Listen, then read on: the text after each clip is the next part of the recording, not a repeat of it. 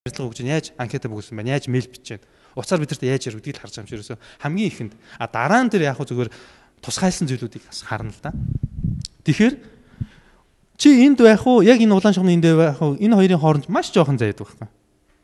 Үүнийг өнөөдрийнх шиг ийм сургалтууд нөхөж өгнө. Ерөөсөө энийг мэдсэн тэгээд ажилд орох анкета өгсөн, ярилцлаганд орсон, мдээгүй байжгаад анкета бичсэн, ажилд орсон хоёрын чинь ялгаа чи ерөөсөө л юм. Тэгээд улаан шугамны дээгүүр таслаад 10 хүүхэд ав. Тэгэхээр манай энэ ажил урах туслах төвийн зорилго бол манай оюутнууд бол ихэнх нь юм байгаа. Яг зүгээр 5% сайн оюутнууд бас байгаа бах тийм үү зарим нэг. Энэ хүүхдүүдийг яаж хийж яагаад боломжийн газарт оруулах юмсан гэсэн ийм байгаад байгаа байхгүй.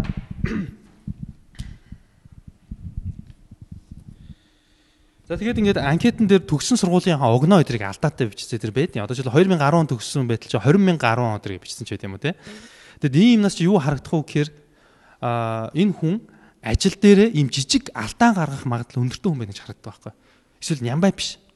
Хүн бол алдаж болно. Бичээд яг өөхийнхөө өмнө дахиж нэгтэлж харах хэрэгтэй шүү дээ тийм ээ. Тэгтэл энэ нэгтэлж харддаг хүн байна, хайн хүн юм байна. Одоо жишээлбэл бас манай дээр өгсөн юм дээр өмнөх ажлын цалин гэсэн чинь 4 сая гэж бичсэн нэг залуу байсан байгаа. За энэ залуу ч одоо яаж усан 4 саяын цалин авахар хүн биш тийм. Тийм хүн байсан бол манад ягаад ч ирэхгүй дээ гэж бодож байгаа тийм. Ингэсэн чинь яг хойно нэг тэг нэмцээ 400 мянга байсан юм байна л та. Тэгээ 4 сая гэж бичсэн. Тэгээ эндээс чинь болохоор бас тийм харагдаж штэ. Өө энэ бас л их хайнга юм байна. Ажил дээр алдаа гаргах. За магадгүй их яаруу сандар өгсөн байж магадгүй тийм үү. Яаруу сандар өгнө гэдэг маань өөрөө бас хувийн зохион байгуулалт муу юм байна. Юмыг тулгадсан байна гэсэн бас сэтгэл үлдэн штэ. Тэгээ би өөрөө болохоор Японд компаниудад ингээд өгөөд ингээд явах үедээ хүний нөөцийн ажилт нь надад яаж ярилцлага авч харьцаж ярьж ийн гэдгийг бас их хардаг байсан. Компани захирал нь өөрөө ямар философт хүн байна? Юу ярьдаг юм хүн байна гэдэг интернетээс нь компани одоо захирлын яриа мэрэг дээр хардаг. Ярилцлаган дээр очил яг хүний нөөцийн ажилтныг хардаг байсан. Яагаад тэгэхээр ер нь сайн компани бол хүний нөөцөн дээр их анхаардаг байхгүй. Хүний нөөцөн дээр сайн анхаарад хүний нөөцөндөө их сайн хүн ажиллуулж байгаа компани бол ерөнхийдөө ирээдүйтэй компани гэж ойлгож болно. Орсон хүмүүсийнхаа сургалт хөгжих, яаж тэр хүн явах уу гэдэрт их анхаардаг тийм ээ. Ийм компани. Тэрэн дээр хайн хандж байгаа компани бол ер нь жоохон явааргүй гэж бас ойлгоход болно. За тэгээд анкетан дээр бичсэн зүйл амаараа ярьцлага өгөөд ярьж байгаа зүйл хоёр зөрөөд явчихдаг хүн байдаг. За энэ яг ярьцлагын тухай сургалтын дээр бас гарч иж магадгүй. Тийм болохоор анкета бичиж явах үедээ би ярьцлага өгөх үедээ энийг бас ярина гэдэг давхар бодолж явах хэрэгтэй шүү. Бичсэн цаас ярьж байгаа юм хоёр нь шал өөр юм явж байгаа. Энэ болохгүй.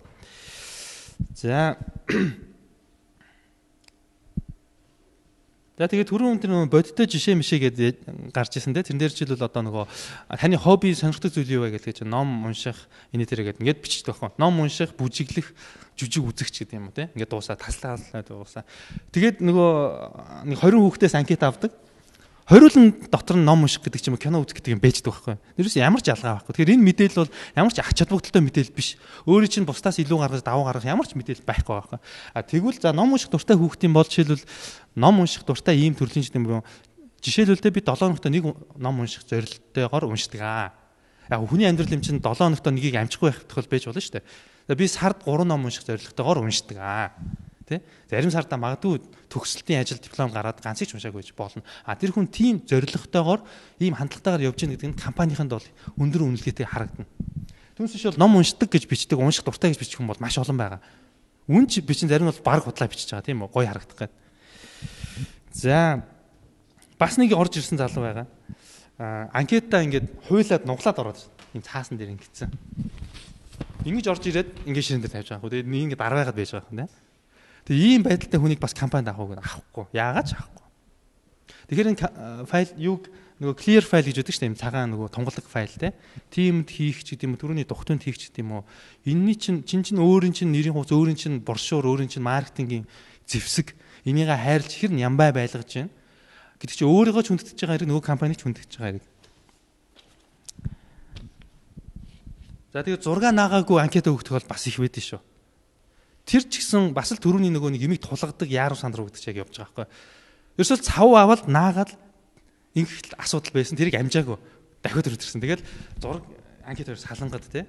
Тэр ийм хүн бол бас л өөр яг 6 наацсан хүнтэй агуулгын хувьд адилхан байх юм бол 6 наацсан хүнийг л авна шүү дээ компани. Тэгэл нөгөө нэг жижигхэн зургийн ялгаанаас чинь болоод эн чинь гараад ирж байгаа. За тэгээд энэ компанид бол ажилтан авахтаа жишээлбэл бидний хувьд бол юуг их харддаг бол тэр хүн хэр санаачлагтай хүн байдгийг маш их хардаг. Яагаад гэвэл ер нь одоо ч би өөрийнхөө ажилтнуудаа бол байнга хурал мурал дээр санаачлагтай эсхийг нь ярьж энэ дээр нь үнэлгээ өгж санаачлаггүй байгаа хүний чи жоохон санаачлаггүй байна гэж их хэлэх зэмлэх тийм гаргадаг байхгүй. Ер нь ажил хийнэ гэдэг бол шүү дээ. Дээд удирдлагын компани захиралч юм уу дээд дарга хүн энийг хийхээр тэрийг нь яв цав хийдэг хүнийг сайн ажилтан нууг л үгүй байхгүй. Тэр бол яг зөв боломжийн шаардлага хэвээр арайч хангаж байгаа л ажилтан гэсэн үг. Өгсөн үүрэг даалгаврыг биелүүлж чадахгүй байгаа хүн 100% биелүүлж чадахгүй байгаа бол бүр хэрэггүй тийм үү? А яг л ястаас яг хэлснээр нь хийдэг хүн бол бас л учиртай байдаг. Тэгэхээр би юу гэж ажилласаа шаарддаг вэ? Миний хэлсэн ерөнхий санаагаа л би хэлнэ. Түүнийг дэлгэрүүлээд өөрөө санаачлаад өөрөө юм болгоо. Ийм санаачлага гаргаж байгаа. Ийм санаачлагтай хүн биш бол ерөөсөө компанид хэрэггүй. Жишээлбэл одоо ингэдэг байхгүй. За одоо нэг ажил үүрэг өгье гэж бодъё те. Захирал хүн бол завгүй байнга завгүй. Өрөөндө дуудаж орж ирээд за чанд нэг ийм ажил өгч байгаамаа гэд. Ерөнхий төсөөлөл хэлнэ би. За одоо юу гэдэг нэг ийм дүр зурагтай ажил бай гэж бодъё л доо. Имиж төсөөлөл те.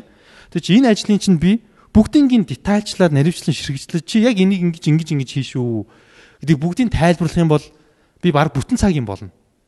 Тэгээд захирал хүнд бол тийм цаг зав байхгүй. Тэгэхээр захирал хүн яадаг вэхээр за ийм дүр зурагтай ийм хийн шүү гэд голд нэг 6 point ч юм хэлдэг байхгүй. Үлцэн хэсгийг нь өөрөө нөхнө гэсэн үг.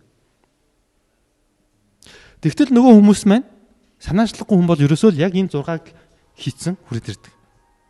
А тэгвэл яах ёстой вэ гэхээр захирлаас ажлын үүрэг даалгавар авах үед тийм ээ. А энэ 6 point гот өөрийн чинь толгойд нэг төсөөл буунаа да. Энэ төсөөлөл захирлын төсөөлж байгаа төсөөлөл хоёр адилхан байна уугүй байна гэдгийг шалах хэрэгтэй. Яг бол захирал ийм төсөөлцөн байж идэг. А одоо энэ захирлаасаа ажил авч байгаа хүмүүс ийм төсөөлцөн байж чад байдаг байхгүй. Хэлбэр нь өөр. Тэгээ тэр хүний гараас ямар ажил бүтээгдэхүүн гарах үгүй л ийм гарч ирнэ. Захирлын хэлсэн зүйл гарч ирэхгүй. Тэнгууд бүх юмыг дахиад эхнээс нь хийх хэрэгтэй болно. Тэр хүн жишээлбэл энэ ажлыг хийхэд тулд 5 өдөр зарцуулсан байдаг. Гэтэл ямар ч хэрэггүй ажил. Дахиад хий гэдэг ийм үүсдэг байхгүй. Өөрөө ч үнэлгээг алдна, шал дэмий 2 3 өдөр ингэ ажиллах. Тэгэхээр энэ дээр ийм байхгүй тулд захирлаа эн чинь иймэрхүү дүр зурагтай юм уу? Эсвэл ийм дүр зурагтай юм уу гэдгийг бас тодруулж явах хэрэгтэй. Энэ бол санаачлага. Тэгээд түрүүн яагаад энэ анкеттай холбоотой санаачлагыг бас ингэж хэлээд байна гэхээр жишээлбэл тэр компани судлах гэдэг юм гарсан шүү дээ, тий. Компани судлаад жишээлбэл одоо юу гэдэг нь за Monis гэж бодъё л доо. Monis шиг ийм том компани бол ер нь л өдөр тутмын сон дээр ямар нэг мэдээлэл дээр гарч байгаа шүү дээ, банкнууд ч гэх юм аа, тий. Тэгээ энэ үед жишээлбэл анкетэн дээрээ ч юм уу тэр компанийг судалсан бичсэн юм дээрээ анзаараад нэг иймэрхүү юмыг бичдэг ч юм, тий. Хом пэйж ч уншаад ингэсэн саяхан танай компаниас гаргасан мэдээлэл дээр ийм байсан надад энэ их таалагдсан.